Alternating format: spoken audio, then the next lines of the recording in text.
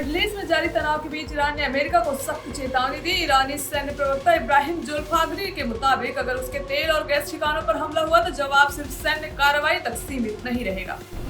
Middle east में बढ़ते तनाव के बीच पाकिस्तान के पूर्व उच्चायुक्त अब्दुल बासित ने भारत को लेकर विवादित बयान दिया। उन्होंने कहा कि अगर पाकिस्तान पर विदेशी हमला होता है तो वह जवाब में भारत के दिल्ली और मुंबई जैसे बड़े शहरों को बना सकता है निशाना। मिडिल ईस्ट में जंग लगातार तेज। इजराइल ने एक बार फिर ईरान पर एयर स्ट्राइक की, जिसमें राजधानी तेहरान के कई इलाकों में जोरदार धमाके। हमलों के बाद इलाके में अफरा तफरी। मिडिल ईस्ट जंग के बीच ईरान का दावा। तेहरान के आसमान में एक अमेरिकी इजरायली हथियारबंद ड्रोन को किया इंटरसेप्ट। सेना का कहना है कि ड्रोन किसी भी हमले को अंजाम देने से पहले ही गिरा दिया गया, जिससे बड़ा नुकसान टला। मिडिल ईस्ट में जारी तनाव के बीच सऊदी अरब ने बड़ा कदम उठाया। रक्षा मंत्रालय के मुताबिक पूर्वी प्रांत में 4 ड्रोन को इंटरसेप्ट कर नष्ट कर दिया गया, जिससे कोई बड़ा नुकसान नहीं।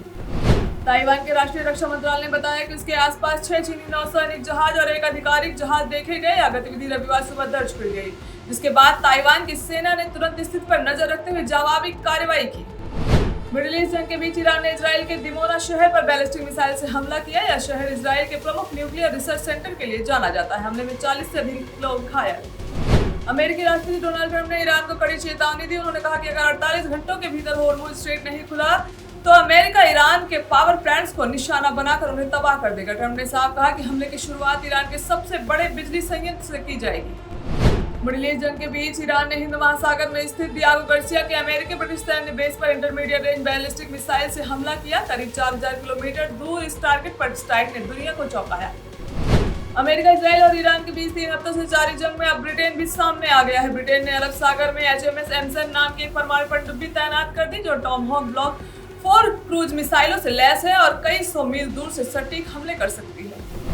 अमेरिकी सांसद तुलसी गाबार्ड ने पाकिस्तान के परमाणु हथियारों और मिसाइल क्षमताओं को अमेरिका के लिए खतरा बताया। पाकिस्तान के इस दावे को खारिज करते हुए कहा कि उनका परमाणु कार्यक्रम पूरी तरह से डिफेंस नेचर का है और इसका मकसद देश की सुरक्षा और दक्षिण एशिया में शांति बनाए रखना। ईरान के नातांज परमाणु केंद्र पर अमेरिका और इजराइल ने बड़ा हमला किया। रिपोर्ट्स के मुताबिक दोनों देशों ने मिलकर यह जबरदस्त बमबारी की। हालांकि ईरान की ओर से कहा गया कि इस हमले में किसी भी तरह के रेडिएशन लीक की पुष्टि नहीं। आज बिहार अपना 114वां स्थापना दिवस मना रहा है। 22 मार्च 1912 को बिहार बंगाल प्रेसिडेंसी से अलग होकर एक नए राज्य के रूप में अस्तित्व में आया था। इस खास मौके पर राज्य भर में कार्यक्रम आयोजित हो रहे हैं। एयर इंडिया अपने कैबिन क्रू के लिए नई हेल्थ और फिटनेस पॉलिसी लाने की तैयारी में। रिपोर्ट्स के मुताबिक इस पॉलिसी में बॉडी फिटनेस और सीधे ड्यूटी और सैलरी से जोड़ा जाएगा, जिससे कर्मचारियों पर फिट रहने का दबाव बढ़ सकता है। स्टेट ऑफ हॉर्मोज में बढ़ते तनाव को देखते हुए भारतीय जहाजों को 24/7 निगरानी की जा रही है। समुद्री मार्ग भारत की ऊर्जा सप्लाई के लिए बेहद अहम, इसलिए सुरक्षा को दी जा रही है प्राथमिकता।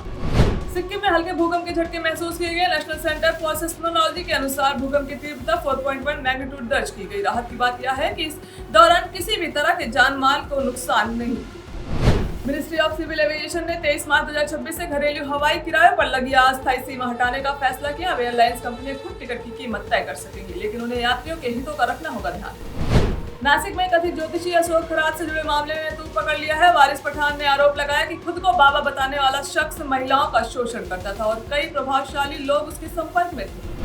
अखिलेश यादव ने 2027 विधानसभा चुनाव से पहले बड़ा सियासी कदम उठाया। समाजवादी पार्टी महिला वोटरों को साधने के लिए मूर्ति देवी मालती देवी महिला सम्मान की शुरुआत करने जा रहा है।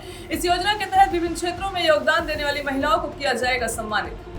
मथुरा में गोरक्षक चंद्रशेखर उर्फ फरसा बाले बाबा की मौत को लेकर विवाद गहराता जा रहा है। स्वामी अभिमुक्तेश्वरानंद ने इसे दुर्घटना मानने से इनकार करते हुए कहा कि हत्या है और इसे एक्सीडेंट बताना अन्याय होगा।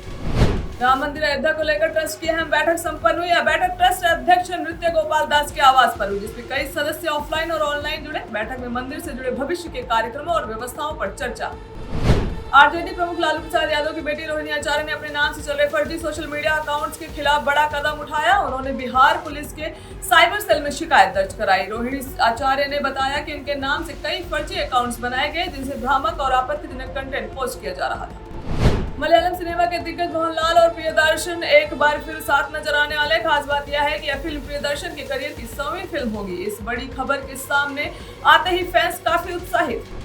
एक्टर राम कपूर ने बताया कि वह मौजूदा वैश्विक तनाव के बावजूद दुबई जाने वाले हैं। उन्होंने कहा कि उन्हें घर का काम अधूरा है, जिसे अब पूरा करना जरूरी हो गया है।